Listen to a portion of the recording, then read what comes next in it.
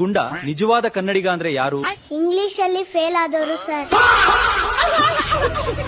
Sir ನನ್ಗೆ ತುಂಬಾ ವರ್ಷದಿಂದ ಒಂದ್ ಪ್ರಶ್ನೆ ಮನ್ಸಲ್ಲಿದೆ. ಏನ್ ಪ್ರಶ್ನೆ ಗುಂಡ ಅದು?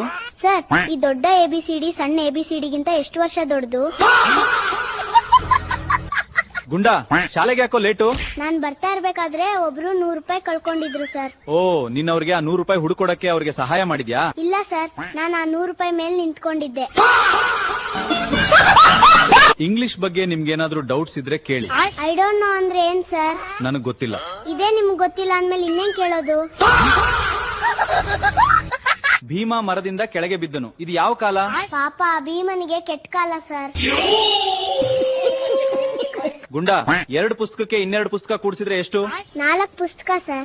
ಈಗ ನಾನ್ ನಿಂಗೆ ಸ್ವಲ್ಪ ಕಷ್ಟದ ಪ್ರಶ್ನೆ ಕೇಳ್ತೀನಿ. 12,020 ಪುಸ್ತಕಕ್ಕೆ 611 ಪುಸ್ತಕ ಕೂಡಿಸಿದ್ರೆ ಎಷ್ಟು? Library sir. ಗುಂಡ ನಾನ್ ಎಷ್ಟು ಬೈದ್ರು ನೀನ್ ಯಾಕೆ ಸಿಟ್ ಮಾಡ್ಕೊಳಲ್ಲ? ಯಾಕೆ ಎದುರು ಮಾತಾಡಲ್ಲ? ಸರ್ ನೀವ್ ಹೇಳುದ್ ವೇದವಾಕ್ಯ ಯಾವತ್ತೂ ನಂಗ್ ನೆನ್ಪಾಗುತ್ತೆ. ಎಷ್ಟು ಒಳ್ಳೆ ಸ್ಟೂಡೆಂಟ್ ಕಣಪ್ಪ ನೀನು. ಆ ವೇದವಾಕ್ಯ ಯಾವ್ದು ಗುಂಡ? ನಾಯಿ ಬೊಗಳಿದ್ರೆ ದೇವಲೋಕ ಹಾಳಾಗ್ತೈತೇನೋ. ಭೂಮಿ ಒಳಗಡೆ ಲಾವಾ ಇದೆ ಅಂದ್ರೆ ಹೊರಗಡೆ ಏನಿದೆ? ಒಪ್ಪೋ, ಸ್ಯಾಮ್ಸಂಗ್ ಮತ್ತೆ ವಿವೋ ಇದೆ ಸರ್.